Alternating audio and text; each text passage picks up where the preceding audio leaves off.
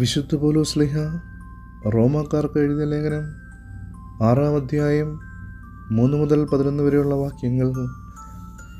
യേശു ക്രിസ്തുവിനോട് ഐക്യപ്പെടാൻ ജ്ഞാനസ്നാനം സ്വീകരിച്ച നാം എല്ലാവരും അവൻ്റെ മരണത്തോട് ഐക്യപ്പെടാനാണ് ജ്ഞാനസ്നാനം സ്വീകരിച്ചതെന്ന് നിങ്ങൾക്കറിഞ്ഞുകൂടെ.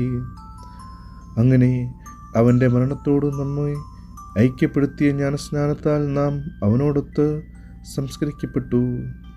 ക്രിസ്തു മരിച്ചതിനു ശേഷം പിതാവിൻ്റെ മഹത്വത്തിൽ ഉയർത്തെഴുന്നേറ്റതുപോലെ നാമും പുതിയ ജീവിതം നയിക്കേണ്ടതിനാണ് അവനോടൊത്ത് സംസ്കരിക്കപ്പെട്ടത്.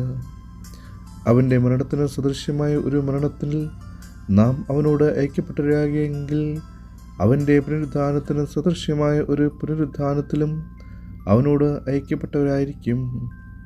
നാം ഇനി പാപത്തിന് അടിമപ്പെടാതിരിക്കാത്തക്കവിധം പാപപൂർണമായ ശരീരത്തെ നശിപ്പിക്കുവാൻ വേണ്ടി നമ്മിലെ പഴയ മനുഷ്യൻ അവനോടുകൂടെ ക്രൂശിക്കപ്പെട്ടിരിക്കുന്നെന്ന് നമുക്കറിയാമല്ലോ. എന്നാൽ മരിച്ചവൻ പാപത്തിൽ നിന്ന് മോചിതനായിരിക്കുന്നു. നാം ക്രിസ്തുവിനോടുകൂടെ മരിച്ചുവെങ്കിൽ അവനോടുകൂടി ജീവിക്കും എന്ന് നാം വിശ്വസിക്കുന്നു. മരിച്ചവരിൽ നിന്ന് ഉദ്ധാനം ചെയ്ത ക്രിസ്തു ഇനി ഒരിക്കലും മരിക്കില്ലെന്ന് നമുക്കറിയാം. മരണത്തിന് അവൻ്റെ മേൽ ഇനി അധികാരമില്ല. അവൻ മരിച്ചു. പാപത്തെ സംബന്ധിച്ചിടത്തോളം എന്നേക്കുമായി അവൻ മരിച്ചു. അവൻ ജീവിക്കുന്നു. ദൈവത്തിനു വേണ്ടി അവൻ ജീവിക്കുന്നു. അതുപോലെ നിങ്ങളും പാപത്തെ സംബന്ധിച്ചിടത്തോളം മരിച്ചവരാണെന്ന് യേശു ക്രിസ്തുവിൽ ദൈവത്തിനു വേണ്ടി ജീവിക്കുന്നവരാണെന്നും അറിഞ്ഞുകൊള്ളുവിൻ. നമ്മുടെ കർത്താവായ മിശിഹായിക്ക് സ്തുതി. മത്തായി ശ്ലീഹ അറിയിച്ച സുവിശേഷം 28-ാം അധ്യായം 1 മുതൽ 20 വരെയുള്ള വാക്യങ്ങൾ. സാബത്തിനു ശേഷം ആഴ്ചയുടെ 1-ാം ദിവസം രാവിലെ മഗ്ദലന മറിയവും മറ്റേ മറിയവും ശവകുടീരം സന്ദർശിക്കുവാൻ വന്നു. അപ്പോൾ വലിയൊരു ഭൂകമ്പമുണ്ടായി. കർത്താവിൻ്റെ ദൂതൻ സ്വർഗ്ഗത്തിൽ നിന്നിറങ്ങി വന്ന് കല്ലുരുട്ടി മാറ്റി അതിന്മേലിരുന്നു.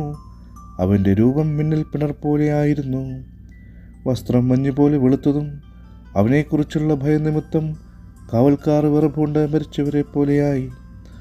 ദൂതൻ സ്ത്രീകളോട് പറഞ്ഞു, ഭയപ്പെടേണ്ട. ക്രൂശിക്കപ്പെട്ട യേശുവിനെയാണ് നിങ്ങൾ അന്വേഷിക്കുന്നതെന്ന് എനിക്കറിയാം. അവൻ ഇവിടെയില്ല. താൻ അരുളിച്ചതുപോലെ അവൻ ഉയർപ്പിക്കപ്പെട്ടു. അവൻ കിടന്ന സ്ഥലം വന്ന് കാണുവിൻ. വേഗം പോയി അവൻ്റെ ശിഷ്യന്മാരോട് അവൻ മരിച്ചവരുടെ നിന്ന് ഉയർപ്പിക്കപ്പെട്ടുവെന്നും നിങ്ങൾക്ക് മുമ്പേ ഗലീലയിലേക്ക് പോകുന്നുവെന്നും അവിടെ വെച്ച് നിങ്ങൾ അവനെ കാണുമെന്നും പറയുവിൻ. ഇതാ, ഇക്കാര്യം ഞാൻ നിങ്ങളോട് പറഞ്ഞിരിക്കുന്നു. അവർ കല്ലറ വിട്ട് ഭയത്തോടും വലിയ സന്തോഷത്തോടും കൂടെ ശിഷ്യന്മാരെ വിവരമറിയിക്കുവാൻ ഓടി. അപ്പോൾ യേശു എതിരെ വന്ന് അവരെ അഭിവാദനം ചെയ്തു. അവർ അവനെ സമീപിച്ച് പാദങ്ങളിൽ കെട്ടിപ്പിടിച്ച് ആരാധിച്ചു. യേശു അവരോട് പറഞ്ഞു, ഭയപ്പെടേണ്ട. നിങ്ങൾ ചെന്ന് എൻ്റെ സഹോദരന്മാരോട് ഗലീലയിലേക്ക് പോകണമെന്നും അവിടെ അവർ എന്നെ കാണുമെന്നും പറയുക. അവർ പോയപ്പോൾ കാവൽക്കാരിൽ ചിലർ പട്ടണത്തിൽ ചെന്ന് സംഭവിച്ചതെല്ലാം പ്രധാന പുരോഹിതന്മാരെ അറിയിച്ചു. അവരും പ്രമാണികളും കൂടി ആലോചിച്ചതിനു ശേഷം പടയാളികൾക്ക് വേണ്ടത്ര പണം കൊടുത്തിട്ടും പറഞ്ഞു, ഞങ്ങൾ ഉറങ്ങിയപ്പോൾ രാത്രിയിൽ അവൻ്റെ ശിഷ്യന്മാർ വന്ന് അവനെ മോഷ്ടിച്ചു കൊണ്ടുപോയി എന്ന് പറയുവിൻ. ദേശാധിപതി ഇതറിഞ്ഞാൽ ഞങ്ങൾ അവനെ സ്വാധീനിച്ച് നിങ്ങൾക്ക് ഉപദ്രവമുണ്ടാക്കാതെ നോക്കിക്കൊള്ളാം. അവർ പണം വാങ്ങി ദേശമനുസരിച്ച് പ്രവർത്തിച്ചു. ഇത് ഇന്നും യഹൂദരുടെ ഇടയിൽ പ്രചാരത്തിലിരിക്കുന്നു. യേശു നിർദ്ദേശിച്ചതുപോലെ 11 ശിഷ്യന്മാരും ഗലീലയിലേക്ക് മലയിലേക്ക് പോയി. അവനെ കണ്ടപ്പോൾ അവനെ ആരാധിച്ചു. എന്നാൽ ചിലർ സംശയിച്ചു.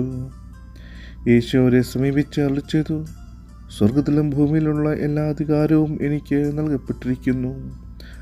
ആകയാൽ നിങ്ങൾ പോയി എല്ലാ ജനതകളെയും ശിഷ്യപ്പെടുത്തുവിൻ. പിതാവിൻ്റെയും പുത്രൻ്റെയും പരിശുദ്ധാത്മാവിൻ്റെയും നാമത്തിൽ അവർക്ക് ജ്ഞാനസ്നാനം നൽകുവിൻ. ഞാൻ നിങ്ങളോട് കൽപ്പിച്ചവയെല്ലാം അനുസരിക്കുവിൻ. അവരെ പഠിപ്പിക്കുവിൻ. യുഗാന്തം വരെ എന്നും ഞാൻ നിങ്ങളോട് കൂടെ ആയിരിക്കും. നമ്മുടെ കർത്താവായ മിശിഹായിക്ക് സ്തുതി.